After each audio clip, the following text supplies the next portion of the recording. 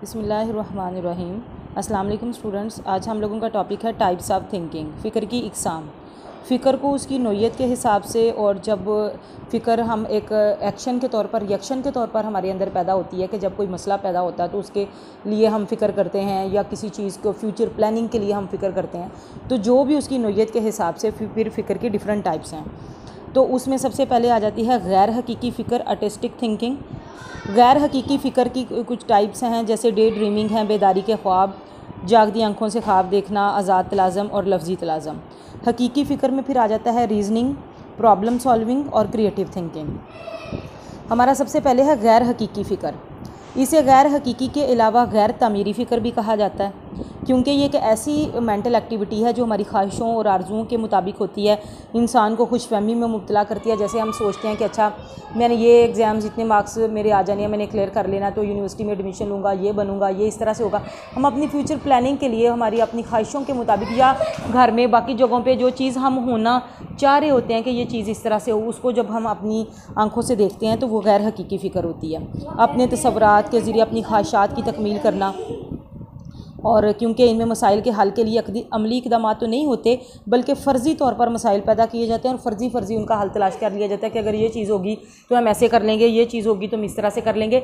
लेकिन जब वो एक्चुअल सेटिंग में वो चीज़ें होती हैं तो वो उससे टोटल डिफरेंट होती हैं, और हैंडल करनी भी उससे अलग चीज़ हो जाती है। उसमें सबसे पहले है डे ड्रीमिंग, ख़याली पुलाव पकाना, हवाई किले तमीर करना या जागते में ख्वाब देखना।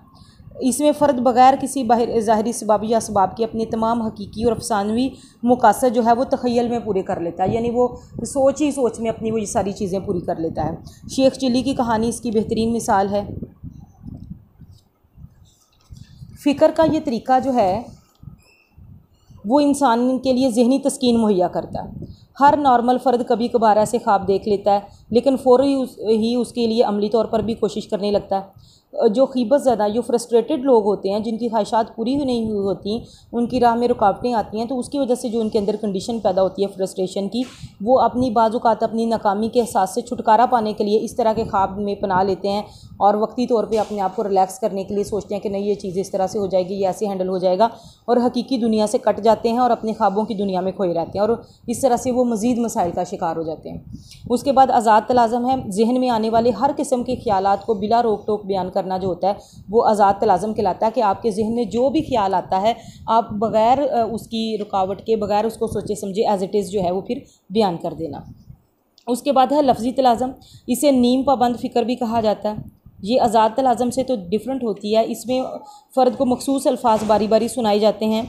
जैसे अगर मैं बोलूँ कि गिलास, आपके जहन में अगर आए उसका लफ्ज़ जग, मैं कहूँ ट्री, आप प्लांट, कुछ भी मतलब एक वर्ड जो हमने बोलना है उसके रिस्पॉन्स के तौर पे जो भी वर्ड आपके जहन में आता है वो आपने बोलना है।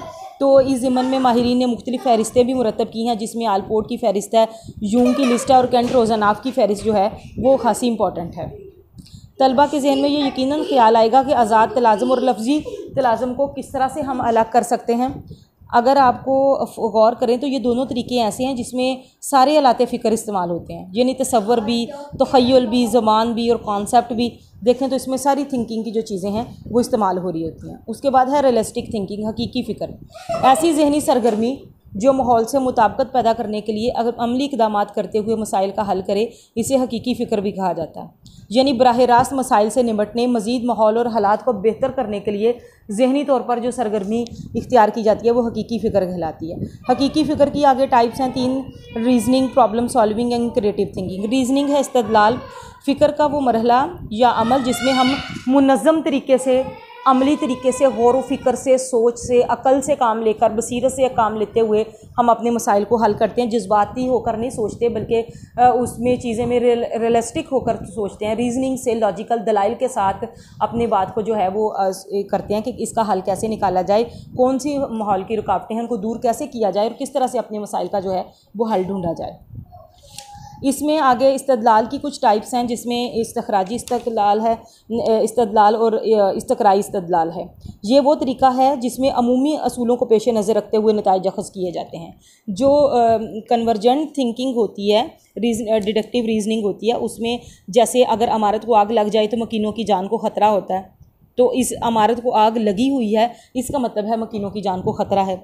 शदीद बारिश के दौरान खुले मैदान में तकरीब मुनाकिद नहीं हो सकती। शदीद बारिश हो रही है इसलिए खुले मैदान में तकरीब मुनाकिद हो नहीं हो सकती, कि जो चीज़ें अज्यूम्ड होती हैं कि अगर ऐसा होगा तो ऐसा होगा, अगर वो हो रहा है तो इसका मतलब है कि ये चीज़ इसी तरह से होगी। इसी तरह से इस्तक़राई इस्तदलाल है, ये वो तरीका है जिसमें मौजूद मालूमात को जो है मुरतब किया जाता है और ज़ेर नज़र मसले से एक से ज़ायद हल निकाले जाते हैं। जैसे ज़ैद फ़ानी है, बकर फ़ानी है, उमर फ़ानी है। ज़ैद, बकर, उमर इंसान है, सब इंसान फ़ानी है। यानी कुछ लोगों की एग्जांपल जो है वो हम सब पर अप्लाई कर दें। जैसे ज़ैद मेहनती है, बकर मेहनती है, उमर मेहनती है। ज़ैद, बकर, उमर सब टीचर हैं, सब टीचर मेहनती होते हैं। मतलब ये है कि वो कुछ लोगों की एग्जांपल्स को जब हम जनरलाइज कर देते हैं बाकी लोगों पे, तो दैट इज़ डाइवर्जेंट और इंडक्टिव रीजनिंग, वो इंडक्टिव रीजनिंग है। यहाँ पे भी कुछ एग्जांपल्स उन्होंने दी हुई हैं, ये आप देख लीजिएगा। उसके बाद है प्रॉब्लम सॉल्विंग, मसाइल का हल। मसाइल का हल हम कैसे करते हैं? ऐसी सूरत हाल जिसमें फ़ौरी तौर पर कोई मुनासिब रद्द-ए-अमल पेश ना किया जा सके मसला कहलाती है। मसला वही होता है जिसका हम फ़ौरी तौर पर कोई हमें हल नज़र ना आए या हमें पता ना चले कि इसका क्या करना है, कैसे रिस्पॉन्ड करना है, तो वही चीज़ मसला होती है। इंसानी ज़िंदगी बेशुमार छोटे बड़े मसाइल से भरी पड़ी है। हम दिन रात मुख्तलिफ मसाइल से नबरदाज़मा हैं। एक मसला ख़त्म नहीं होता तो दूसरा शुरू हो जाता है और उनको हल करने की कोशिश करते हैं। इसी कोशिश में कभी हम कामयाब भी हो जाते हैं, कभी नाकाम भी हो जाते हैं।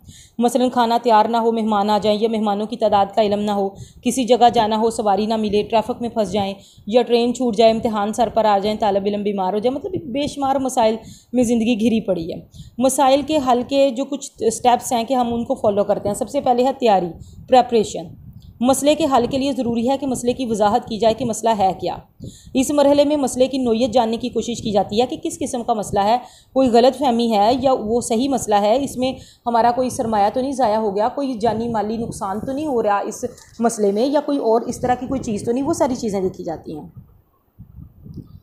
और उसके अलावा पेचीदा मसले की नोयत मालूम करने के लिए कि अगर मसला बहुत पेचीदा समझ नहीं आ रही क्या करें, तो माजी के तजर्बात और जो माजी में कोई उस पर लिटरेचर अवेलेबल है, कोई चीज़ अवेलेबल है, उससे रेलिवेंट कोई दोस्त अहबाब या असातिज़ा से भी मदद ली जाती है कि वो अगर उनका कोई एक्सपीरियंस है, जैसे हम दूसरे से शेयर करते हैं, कोई हो सकता कोई हमें अच्छा मशवरा दे दे, उसके बारे में गाइड कर दे कि ये कैसे है। इस तरह से मालूमात उसके बारे में, उसके हल के बारे में कि क्या हल हो सकता है उसका, हम डिफरेंट लोगों से, दूसरे मतलब जो अवेलेबल इंफॉर्मेशन होती है उससे, माजी से तजर्बात में लोगों ने क्या किया था, उस वक्त किस तरह से होता था, इन मसाइल का हल, उन चीज़ों से मदद लेते हैं।